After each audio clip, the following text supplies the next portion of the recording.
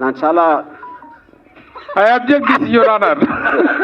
Okay, కొంతమంది, అందరూ కాదు. అది ముఖ్యంగా ఏబిఎన్, మహా, TV5 ఉన్నారు ఇక్కడ.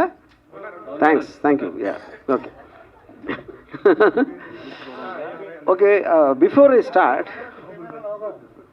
కానీ నాకు తెలిసి ఇంతవరకు హిస్టరీలో స్టేజ్ మీద మీడియా శత్రువులు అనే మాట ఫస్ట్ టైం వాడి ఉంటారు ఎవరైనా.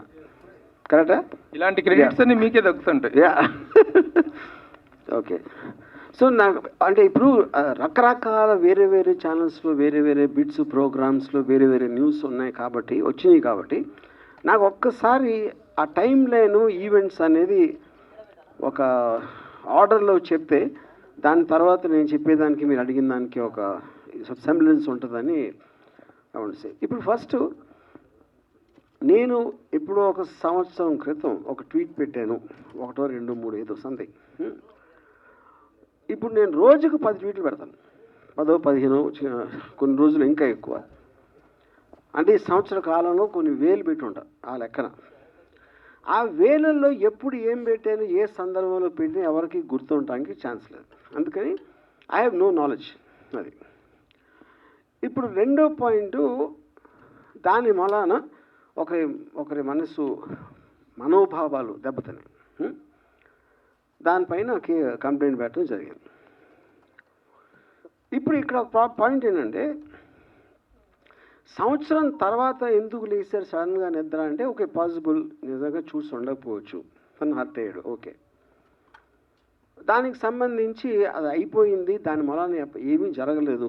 ఆ టైంలో వచ్చినప్పుడు నాకు తెలిసి మీడియాలో కూడా ఏంటి ఇలా వచ్చిందా అని ఎవరన్నా అడిగినది కూడా నాకు గుర్తులేదు. అంటే ఎవరో దాన్ని పట్టించుకుంది, ఈయన ఒక్కరే సంవత్సరం తర్వాత పట్టించుకున్నారు, అదొకటి.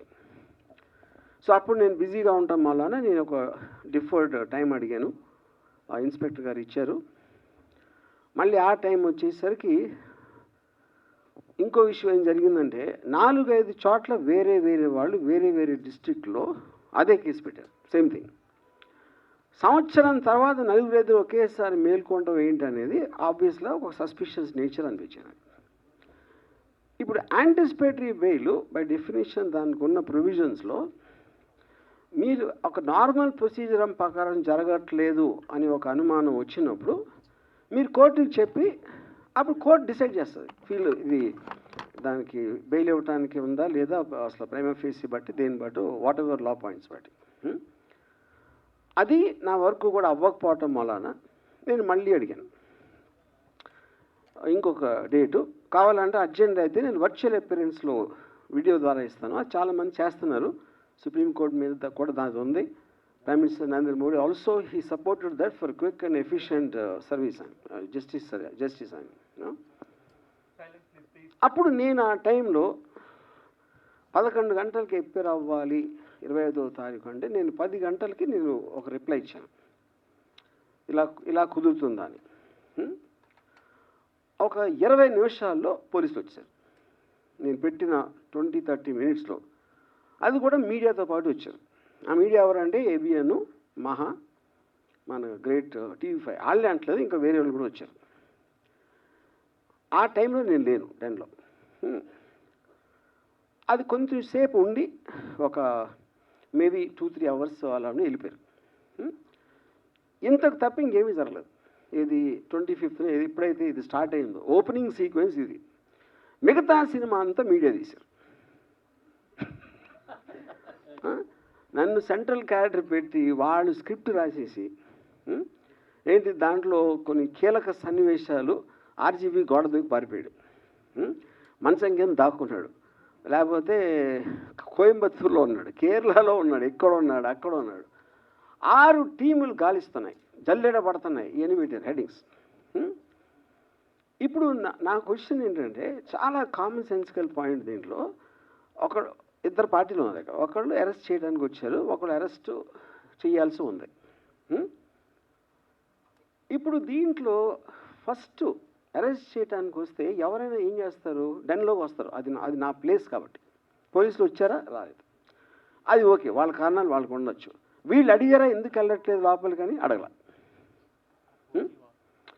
నేను ఇంతవరకు ఈ లాస్ట్ 7-8 రోజుల్లో ఒక పోలీస్ ఆఫీసర్ దీని గురించి మాట్లాడింది వినలేదు. ఇలా అవుతుంది, ఇలా చేస్తున్నాం, టీములు ఫామ్ చేసాం, అన్ని కేసులు చెప్తారు కదా, క్రిమినల్ కేసులు ఇన్ని టీమ్స్ ఫలానా వాడిని ఎతుకుతున్నాయని వాళ్ళు చెప్పారా? చెప్పలా. నార్మల్ ఆస్పెక్ట్లో డెన్లోకి లేకపోతే నాకు క్లోజ్ ఫ్రెండ్స్, నా పార్ట్నరు, నా ఫ్రెండు, నా ఫ్యామిలీ, మా సిస్టరు వాళ్ళ దగ్గరికి వెళ్ళాలి. అక్కడ దొరకపోతేనే నెక్స్ట్ వైడింగ్ చేస్తారు. ఇవన్నీ వదిలేసి వైడింగ్ చేయడం అంటే అసలు ఏమన్నా అర్థం ఉందా? అది ఎవరు అర్థం? పోలీసులు కంప్లీట్ వాళ్ళు చెప్పలేదు మేము చేస్తున్నామని. స్క్రీన్ ప్లే మొత్తం, స్క్రీన్ ప్లే, దర్శకత్వం, పాటలు, మాటలు, బ్యాక్గ్రౌండ్ మ్యూజిక్ అంతా చేసింది మీడియా. అప్పుడు దీంట్లో లార్జర్ పాయింట్ ఏంటంటే, నాకు నా కేసు ఒకసారి పక్కన పెడితే నేను ఒక చిన్న ఎగ్జాంపుల్ ఇస్తాను. అర్వింగ్ వాలెస్ అని ఒక చాలా ఫేమస్ రైటరు ఆల్ మైటీ అని ఒక బుక్ రాశారు 70s, 1975 ఇప్పుడు. అదేంటంటే న్యూస్ పేపర్ ఇండస్ట్రీలో పర్టికులర్ న్యూస్ పేపర్ ఓనరు తను అన్ని పేపర్లకు ఒకే న్యూస్ వస్తాయి కదా, మన న్యూస్లో స్పెషాలిటీ ఉంటుంది, మన పేపర్లో ఒక యూనిక్నెస్ అనేది లేకపోతే మనది ఎందుకు ఎక్కువ కొంటారు అని ఒక ఆలోచనతో మన దగ్గరే ఉండాలి ఆ న్యూస్. అప్పుడు ఎలా అవుతాయి? మన దగ్గరే మనమే సృష్టించాలి అని ఇన్సిడెంట్లు క్రియేట్ చేసి ఆ ఒక్క పేపర్లోనే ఇన్సిడెంట్లు వచ్చాయి. ఇన్సిడెంట్ క్రియేట్ చేసింది కూడా ఇతనే. అది దీన్ని బేస్ చేసి అంతిమ తీర్పు అలాంటి కొన్ని సినిమాలు కూడా వచ్చినాయి ఆ టైంలో, ఆల్ మైటీ బుక్ బేస్ చేసి. కానీ ఇప్పుడు ఒక ఎక్స్ట్రాడినరీ అడ్వాన్స్మెంట్ ఏమైపోయిందంటే న్యూస్ సృష్టించగల ఉన్న న్యూస్ని మీరు వేరేగా చూపించాలి. అది మనం ఇప్పుడు డెవలప్మెంట్ అయ్యింది అది. సో దానికి ఎగ్జాంపుల్ ఇందాక ఇచ్చాను అది. ఇప్పుడు కమింగ్ టు ద కేస్, ఇప్పుడు ఇది నా ఒక్కడిదే కాకుండా ఐ ఫీల్ ఇప్పుడు లా అనేది ఎప్పుడో సంవత్సరాల క్రితం ఎప్పుడు చేస్తారు. లాకి టెక్నాలజికల్ అడ్వాన్స్మెంట్కి, సోషల్ అడ్వాన్స్మెంట్కి ఆల్వేస్ ఒక చిన్న గ్యాప్ ఉంటుంది. ఆ గ్యాప్ ఎందుకు ఉంటుందంటే మీరు సృష్టించినప్పుడు ఉన్న కండిషన్స్, టెక్నాలజీ వేరవ్వచ్చు. ఇప్పుడు అది మారిపోయింది కాబట్టి దాన్ని ఎలా కవర్ చేస్తుందని ఒక వేగ్నెస్ వచ్చేస్తుంది లాలో. సైబర్ దాంట్లో అది ప్రాబ్లం. సోషల్ మీడియా ఎప్పుడు వచ్చింది, లేకపోతే లైవ్ స్ట్రీమింగ్ ఇలాంటివి వచ్చినప్పుడు ఏ విధంగా దాన్ని ఎనాక్ట్ చేయాలనేది చాలా కష్టమైపోతుంది. అది చెప్తాం. అప్పుడు ఎవరి దృష్టిలో ఇప్పుడు టూ మచ్ చేయకూడదు అని వింటాం మనం. టూ మచ్ అంటే ఏంటి అసలు? అది ఏమైనా డెఫినేషన్ ఉంటుందా? డిక్షనరీలో దొరకదు. ఎవరి దృష్టిలో టూ మచ్, ఆ టూ మచ్ని ఎలా మెజర్ చేస్తారు? టూ మచ్ ఇవన్నిటికీ ఆ డిఫరెన్స్ ఉంటుంది కదా ఇప్పుడు. ఎందుకంటే మనుషులు అన్నాక వేరే వేరే సెన్సిబిలిటీస్ ఉంటాయి, వేరే ఆలోచన దృక్పథం ఉంటుంది, వేరే ఐక్యూ లెవెల్స్ ఉంటాయి, ఎడ్యుకేషన్ లెవెల్ వేరు ఉంటుంది. అప్పుడు అందరికీ కామన్ చేసి ఇది టూ మచ్, అది 3 మచ్ అని ఎలా చెప్తారు? ఇప్పుడు ఉదాహరణకి నేను 2 days బ్యాక్ ఒక మీమ్ పెట్టాను. డొనాల్డ్ ట్రంప్ కమలా హ్యారిస్కి క్షౌరం చేస్తున్నాడు, గుండు చేస్తున్నాడు. అది నాకేమనిపించింది, నాకు వచ్చినప్పుడు ఆర్టిఫిషియల్ ఇంటెలిజెన్స్ జనరేటెడ్ ఇది ఎంత ఘోరంగా ఓడగొట్టాడు ఎలక్షన్లో అనేది దానికి ఒక ఆర్టిస్టిక్, ఒక కామికల్, క్యారికేచరిస్ ఎక్స్ప్రెషన్. ఇది నేను ట్విట్టర్లో పెడితే ఒకడు, ఏంట్రా డొనాల్డ్ ట్రంప్ని మంగళోడు అంటున్నావు నువ్వు అంటాడు ఒకడు. ఇంకోడేమో అంటే స్త్రీ జాతి అంటే అంత నీచమైపోయిందా, స్త్రీకి గుండు కొట్టిస్తున్నావా అంటాడు ఒకడు. అంటే దీన్ని ఎందుకు ఇస్తున్నానంటే ఎగ్జాంపుల్, అన్ని రకాలుగా మీరు ఒకే దాన్ని అన్ని దృక్పథాలతో చూడొచ్చు. అప్పుడు చేసినోడు, ఫార్వర్డ్ చేసినోడు, రిసీవ్ చేసుకున్నోడు ఎవడికి ఎలా ఎఫెక్ట్ అవుతుందని ఎలా నిర్ణయిస్తారు?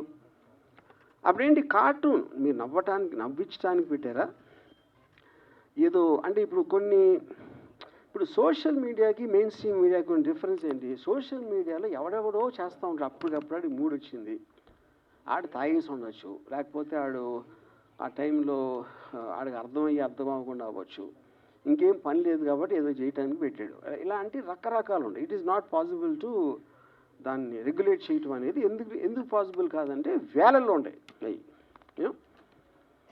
కానీ డేంజరస్ ఏంటంటే సోషల్ మీడియా కన్నా ఎక్కువ మెయిన్ స్ట్రీమ్ మీడియా. ఎందుకంటే మెయిన్ స్ట్రీమ్ మీడియాకి ఒక పేరు ఉంటుంది, ఒక రిజిస్టర్డ్ కంపెనీ ఉంటుంది.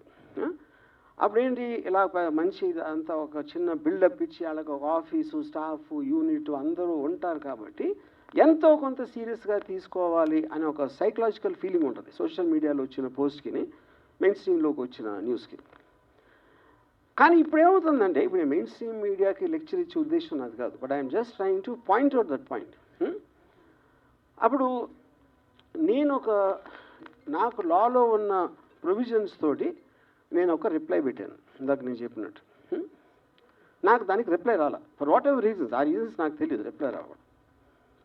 అప్పుడు నన్ను కోట్ చేస్తా, నా ఎదురు వస్తే తిత్తి తీస్తా, నాతో పెట్టుకుంటే నన్ను టచ్ చేసి చూడు అని నా మొహాన్ని పెట్టి నన్ను కోట్ చేయడం చేస్తున్నారు. ఇది మెయిన్ స్ట్రీమ్ మీడియా అని చెప్పేది.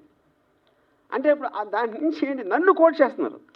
అక్కడ లాలో ఒకటి ఇదేంటంటే మీరు పెట్టిన దానికి ఏ ఉద్దేశంతో పెట్టారు అనేది ఒక చాలా కీలకమైన పాయింట్. అది intention of posting it and the motive behind it. ఇప్పుడు ఫర్ ఎగ్జాంపుల్ ఒక అమెరికాలో CNN and Fox News, CNN and Fox News ఇద్దరికి పడదు. They are very very opposite to each other. అక్కడ సిఎన్ఎన్ హోస్ట్ ఫాక్స్ హోస్ట్ నలుగురు కూర్చుని మాట్లాడుతున్నారు అని ఒక ఏఐ జనరేటెడ్ వీడియో పెట్టాడు. అంటే వాడి ఉద్దేశం ఏంటి, ఏఐకి ఎంత పవర్ ఉందో చెప్పడానికి, ఇలాంటిది కూడా నిజంగా జరిగిందని చేసి చూపెట్టగలుగుతుంది అనేది పాయింట్ అడిది.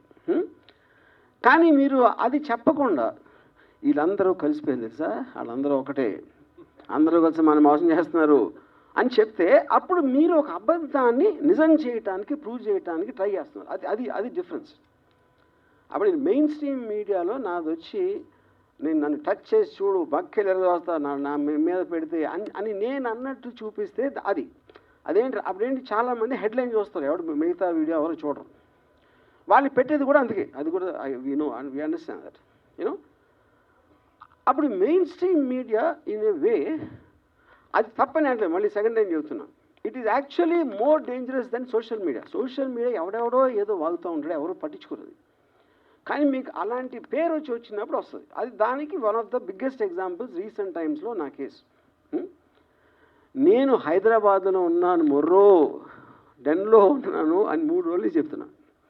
నేను లైవ్లో ఇంటర్వ్యూలు ఇస్తున్నాను టీవీ ఛానల్స్కి వెళ్ళి, అయినా కూడా they are not stopping that. అదొకటి. నెక్స్ట్ ఏమంటున్నారు, ఇక్కడే ఉన్నావు ఇంకా పట్టుకోవట్లేదని పోలీసులు పట్టుకోవాలని ఎప్పుడు చెప్పారు అసలు నీతో అంతకన్నా జోక్ ఉంటుంది అసలు వాళ్ళు చెప్పలేదు, వారెంట్ ఉందని చెప్పలా, పట్టుకోవడానికి వచ్చామని చెప్పలేదు.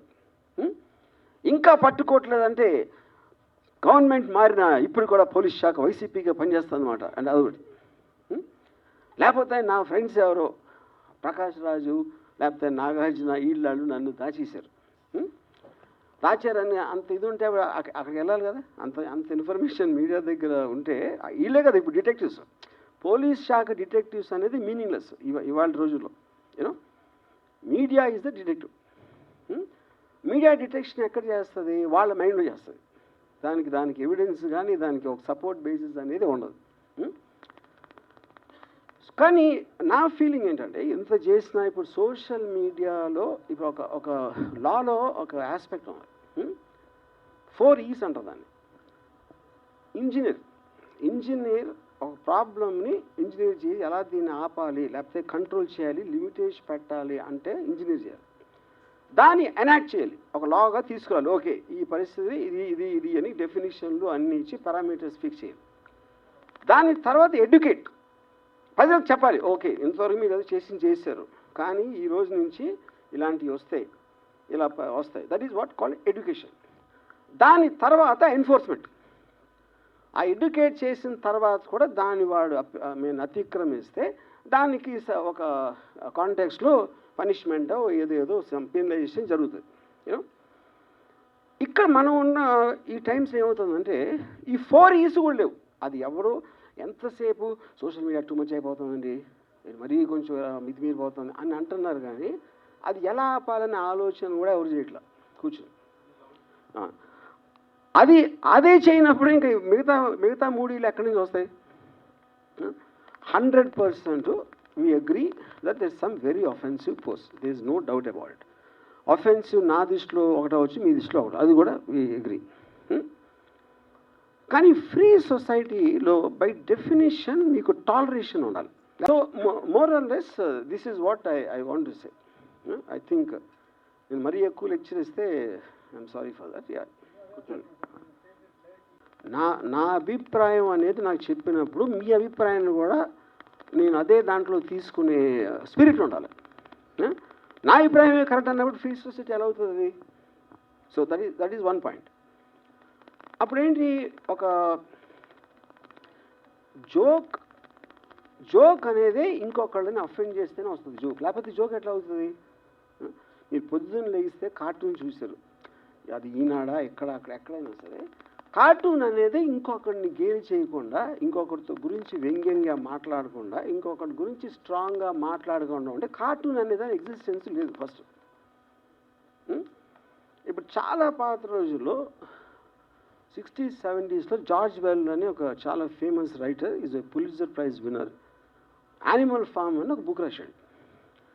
దాంట్లో తన ఉద్దేశంలో కమ్యూనిజంకి డెమోక్రసీకి ఉన్న డిఫరెన్స్లో తను ఏం చెప్పాడంటే, ఒక ఫామ్ క్రియేట్ చేసి దాంట్లో జంతువుల్ని ఈచ్ ఐడియాలజీకి పెట్టాడు. గాడిద ఒక ఐడియాలజీ, గుర్రం, పంది, గొర్రె, ఇలాంటి డిఫరెంట్ ఐడియాలజీ. అప్పుడు ఆ ఫామ్ అనేది ఒక కంట్రీ అయ్యి మనుషులు యానిమల్స్ అయినప్పుడు ఎలా ఉంటుంది